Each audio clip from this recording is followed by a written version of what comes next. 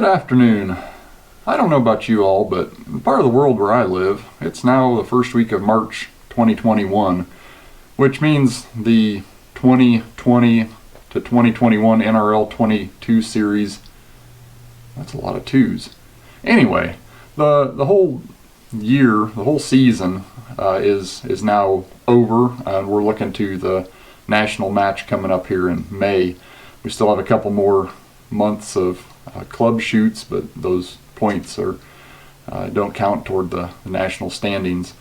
And so, you know, I'm really looking forward to May, however that ends up. But I did want to give an update on my rifle that I shot for this last season. When I built it back in May of last year, I had a video on that, and I promised that I'd give updates along the way on how I was liking it. And, you know, the whole season got away from me, and here we are 2,000 rounds later, and I promised I'd do an update, so here we are.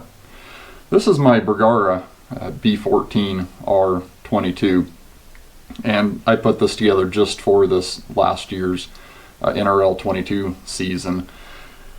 And I shot it for 8 matches now. There was one that I missed due to deer hunting, and the last 2 matches for this year aren't points matches, but we'll shoot them anyhow. So I wanted to give an update on this.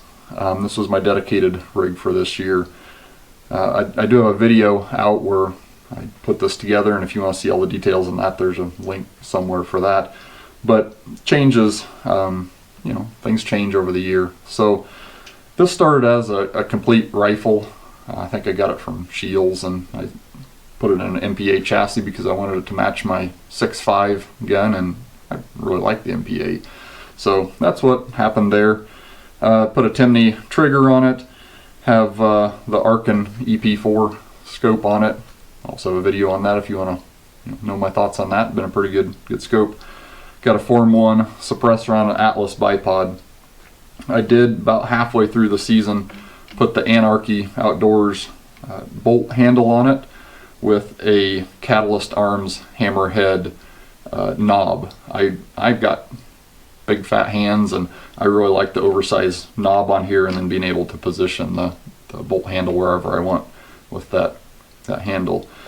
So those are kind of the changes from the stock gun. I've shot exclusively SK rifle match through it. Like I said, I've got about 2,000 rounds through it now. Accuracy wise, you know, at 50 yards, it'll put all of them touching. You know, I can put an entire 10-round mag in if I'm being careful. All 10 rounds make one nice ragged hole. 100 yards, good day, it's an inch or maybe a little better. Again, sometimes it's kind of hard to tell with the weather. It's Kansas, we have wind and swirlies all the time. It's a little bit hard to tell sometimes, but you know, inch or better, 100 yards. Accuracy is perfectly fine for NRL 22 matches. No complaints there. My misses are on me. Reliability, in those 2,000 rounds that I've fired, I've not had a single failure to fire.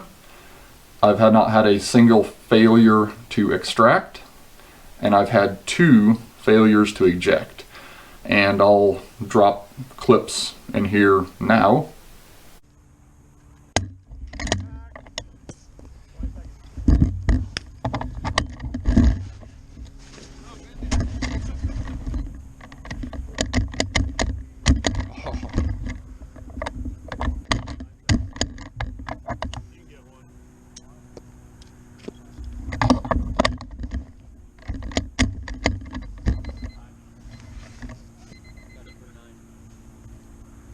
Oh, there's a empty crammed in there behind the mag.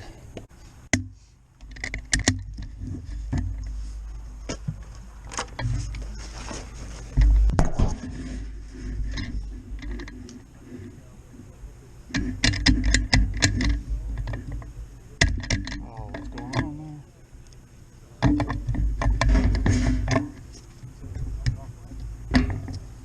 there? I got a miss.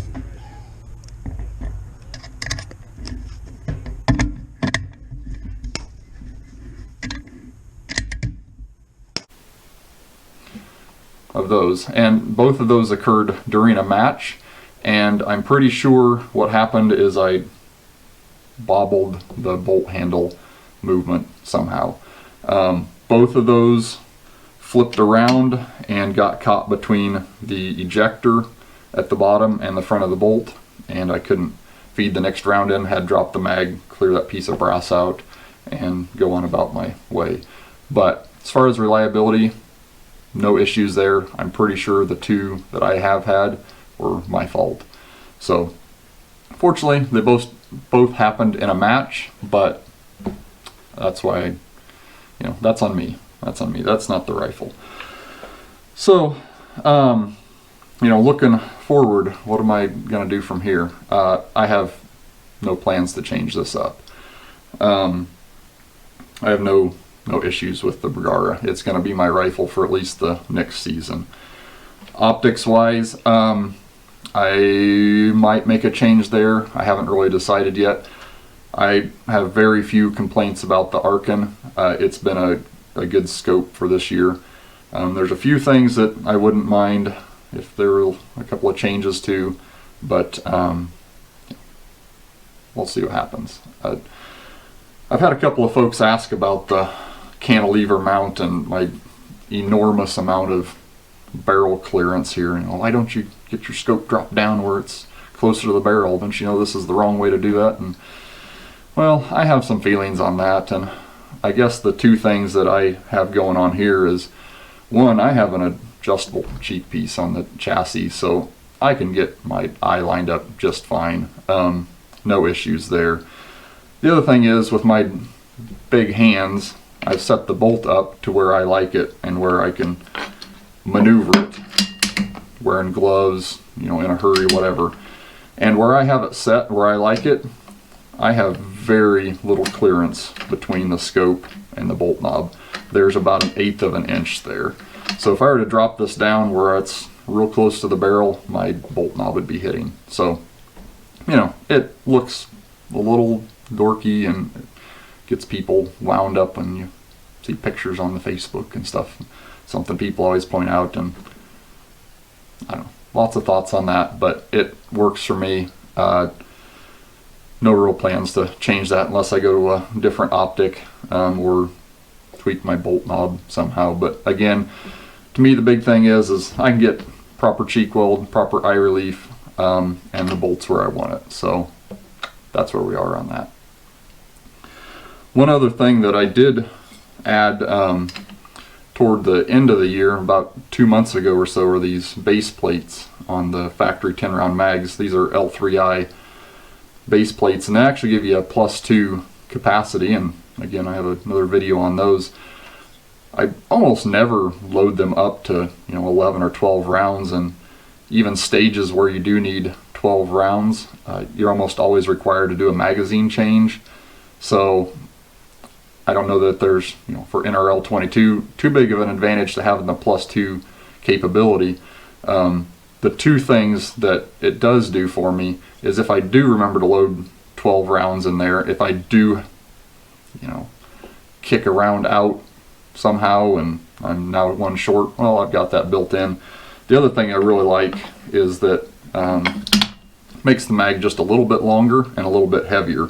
So it's easier for me to grab this mag out, weighs it down, drops free, no problem.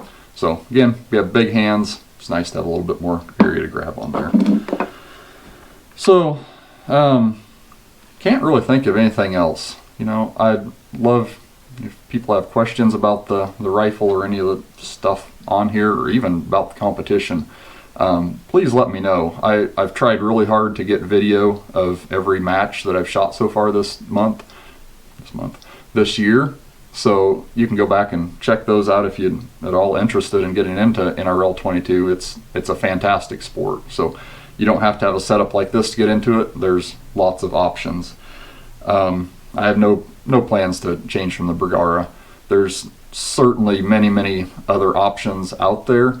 The sport has just exploded in the past couple of years.